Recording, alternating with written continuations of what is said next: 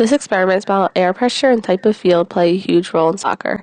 The question for this experiment is, how does the surface of the field and air pressure of the ball affect how far the ball will travel? The hypothesis for this experiment was that the soccer ball is kicked on a turf field with the air pressure of 10 psi, then the soccer ball will go the furthest out of all the other fields in air.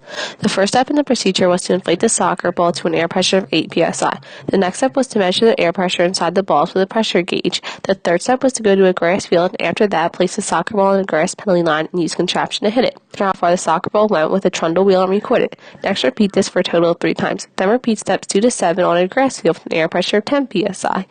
Next, repeat steps 2 to 7 on grass with an air pressure of 6 psi. Then repeat steps 1 to 9 on a dirt field and turf field.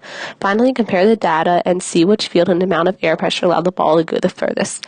The independent variable is field air pressure. The dependent variable is how far the ball travels. The control group is the soccer ball without air pressure. The materials that were used in this experiment were a ball pressure gauge, a contraption, and 3 soccer balls with an air pressure of 6, 8, and 10 psi. In this experiment, soccer balls of 6, 8, and 10 psi traveled on a dirt field. A soccer ball was kicked on a dirt field 3 times and had the average distance of 8.67 meters. Then another soccer ball of 8 psi was kicked on a dirt field 3 times and had an average distance of 13.41 meters. Lastly, a soccer ball of 10 psi was kicked on a dirt field 3 times at an average of 17.92. And 10 psi traveled on a turf field. First, a soccer ball of 6 psi on a turf field 3 different times at an average distance of 6.63 meters. Next, a soccer ball of 8 psi was kicked on a turf field 3 different times at an average distance of 9.91 meters. Finally, a soccer ball of 10 psi was kicked on a turf field 3 times at an average distance of 13.81 meters. Finally, the last set of soccer balls of 6, 8, and 10 psi. Soccer ball of 6 psi was kicked on a grass field 3 times at an average of 5.7. Next, a soccer ball of 8 psi was kicked on a grass field 3 different times at an average of 8.91 meters.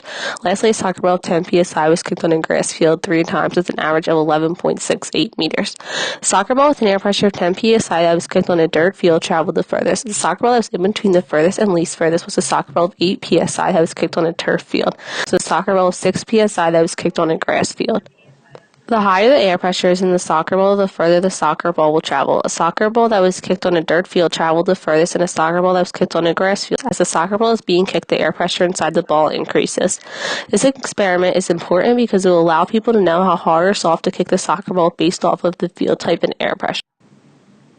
This experiment is about how air pressure and type of field play a huge role in soccer. The question for this experiment is, how does the surface of the field and air pressure of the ball affect how far the ball will travel? The hypothesis for this experiment was that the soccer ball is kicked on a turf field with the air pressure of the soccer